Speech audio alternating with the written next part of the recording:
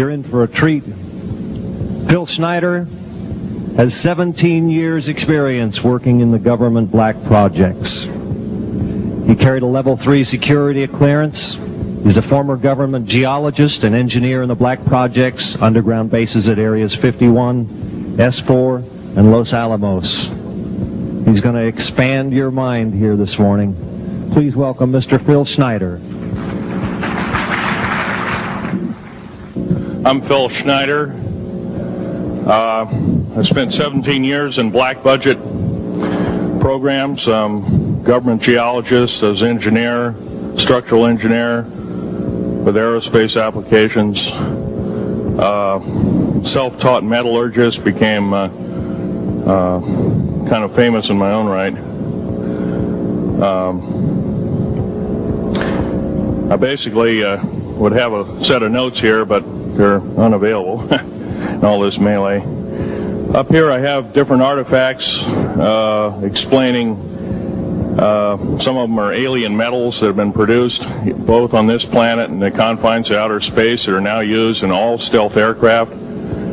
All stealth aircraft, for instance, all black jets, what you're seeing of black helicopters and the like, the skins and the coatings and the residues that are used predominantly in the aircraft themselves, in the airframes and the rotor blades and the fans, and in some cases in submarines, special titanium hulls, in the Phoenix class submarines now. All this has come from alien technology. 1947 is what the public has been told. Something crashed in the backyard in New Mexico, a place called Roswell, New Mexico.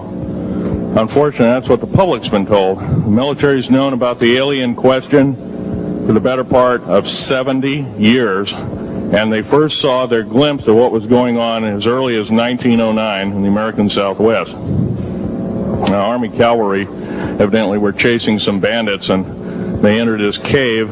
They were holed up in a cave, and what they found in there was flying discs and little gray guys and all kinds of weird things, and they didn't know how to explain that, and they wrote them down as best they could, and it's been in secret archives ever since. And it's up down by the Truth or Consequences area of New Mexico. Well, the alien thing is more than just what I'd call a non-visible threat. We on the surface, first of all information dealing with alien or alien reproduced technology or alien reproduced vehicles or any other kinds of things well hidden from the American public. Our black budget, for instance, garners $1.023 trillion every 2 years. It's over $500 billion a year. Right now, there are 131 active deep underground military bases in the United States. There's 1,477 of them worldwide. Each one has an average cost of $17 to $19 billion. Each one is built in the site. It used to be it'd take a year to 2 years to build each one, and now they're capable of building a couple of them a year with sophisticated methods. My colleague Al Bielek has actually been on some of the high-speed railways, the magneto-leviton trains that connect all the deep underground military bases within the United States. He's been on a Mach 2 train and floats off of a single rail at 3/4 of an inch off the rail, and is what you'd call high tech. We have nothing like this on the surface.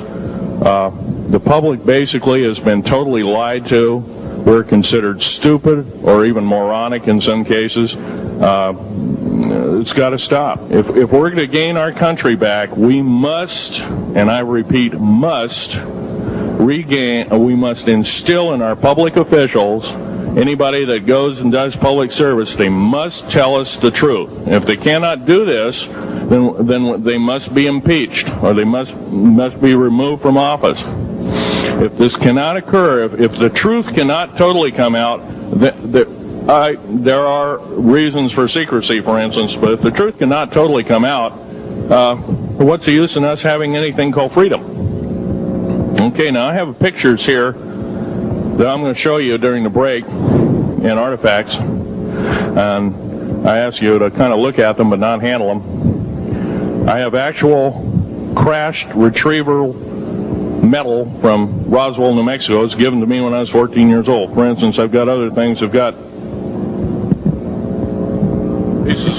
pieces of this piece of titanium, a special titanium alloy made for everything from the original SR-71 Blackbird. That's old hat now.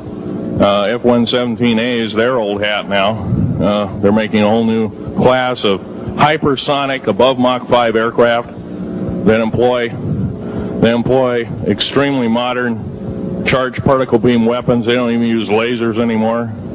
Computer enhanced imaging radar, although it's used in helicopters for public surveillance, computer enhanced imaging radar, and in satellite technology. The brand new kid on the block is a kind of infrared technology where a satellite 150,000 miles out in a geosynchronous orbit, or not quite geosynchronous orbit, but these spy satellites can literally look in and see a dime on the floor, say on your kitchen floor. They have a resolution factor of 99.999961. This particular piece of metal, I'm going to drop it on the floor here. It'll kind of ring like a bell. You can't break it. Withstand temperatures in excess of 7,500 degrees Fahrenheit. It has niobium in it. It also has mironite in it, element 123. Yeah, please do. It's in a non-crystalline form. This is just kind of a dripping out of the main crucible. Here's a crystalline example. It's in the scalenohedral crystalline form. We got this from the large grays technology. This is grown in the confines of outer space, which has not quite a super vacuum, but by the way, this is capable of withstanding temperatures in excess of 10,000 degrees Fahrenheit. It's great for certain parts of aircraft. This kind of material I work with on a daily basis. Up here we have a transparency of